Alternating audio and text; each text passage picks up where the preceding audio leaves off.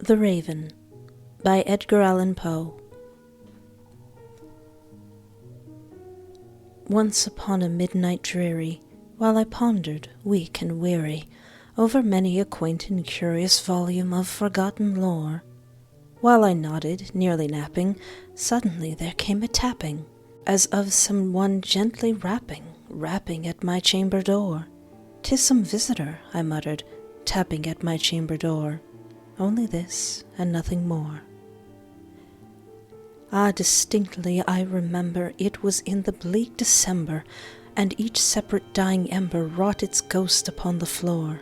Eagerly I wished the morrow, vainly I had sought to borrow from my books sucrese of sorrow, sorrow for the lost Lenore, for the rare and radiant maiden whom the angels name Lenore, nameless here forevermore.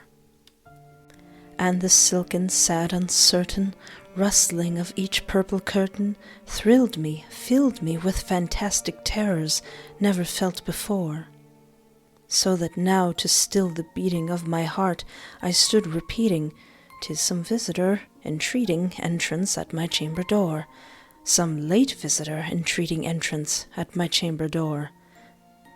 That it is and nothing more." Presently my soul grew stronger, hesitating then no longer. "Sir," said I, "or madam, truly your forgiveness I implore. But the fact is I was napping, so gently you came rapping, so faintly you came tapping at my chamber door, that I scarce was sure I heard you. Here, I open wide the door." Darkness there, and nothing more. Deep into that darkness peering, long I stood there wondering, fearing, doubting, dreaming dreams no mortal ever dared to dream before. But the silence was unbroken, and the stillness gave no token, and the only word there spoken was the whispered word, "Lenore?" This I whispered, and an echo murmured back the word Lenore. Merely this and nothing more. Back into the chamber turning, all my soul within me burning, soon again I heard a tapping, somewhat louder than before. "Surely," said I, "surely that is something at my window lattice. Let me see then what thereat is, and this mystery explore. Let my heart be still a moment, and this mystery explore. 'Tis the wind and nothing more." Open here I flung the shutter, when, with many a flirt and flutter, in there stepped a stately raven of the saintly days of yore. Not the least obeisance made he, not a minute stopped or stayed he, but with mien of lord or lady perched above my chamber door, perched upon a bust of Pallas, just above my chamber door, perched and sat, and nothing more. Then this ebony bird beguiling my sad fancy into smiling, by the grave and stern decorum of the countenance it wore. "Though thy crest be shorn and shaven, thou," I said, "art sure no craven, ghastly grim and ancient raven, wandering from the nightly shore. Tell me what thy lordly name is on this night's Plutonian shore."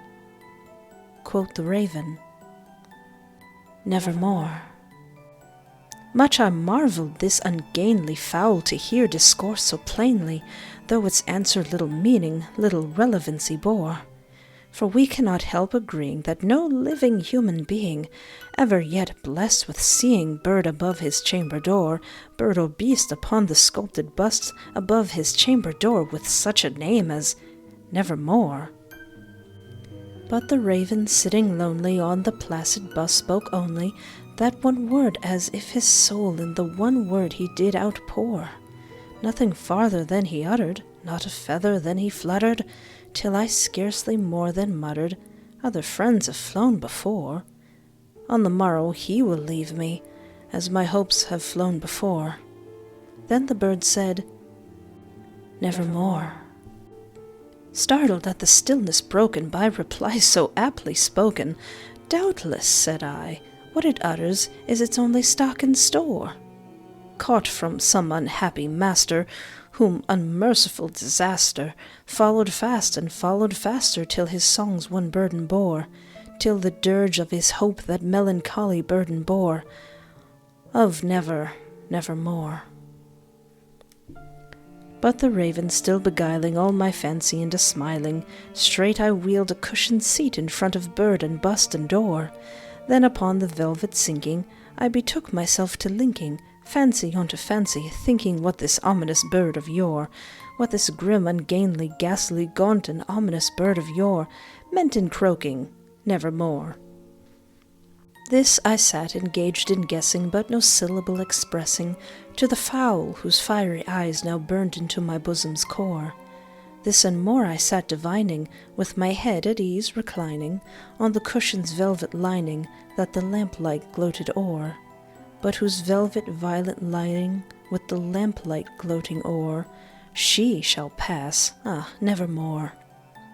Then methought the air grew denser, perfumed from some unseen censer, swung by seraphim whose footfalls tinkled on the tufted floor.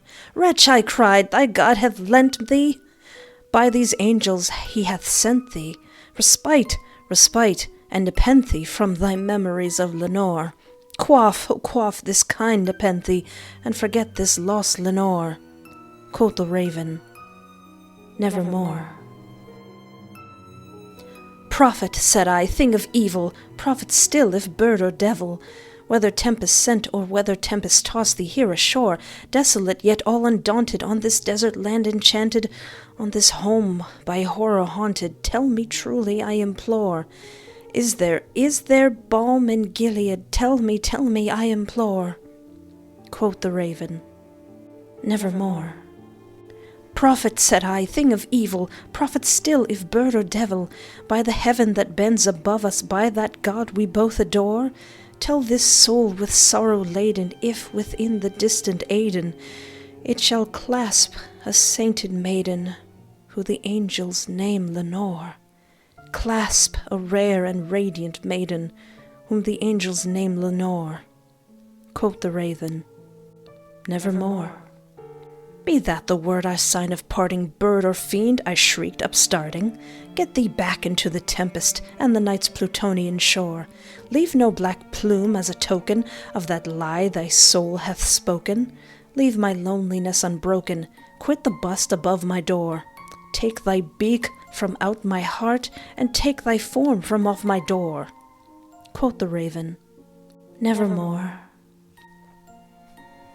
And the raven, never flitting, still is sitting on the pallid bust of Pallas, just above my chamber door, and his eyes have all the seeming of a demon's that is dreaming, and the lamplight o'er him streaming throws his shadows on the floor, and my soul from out that shadow that lies floating on the floor shall be lifted nevermore.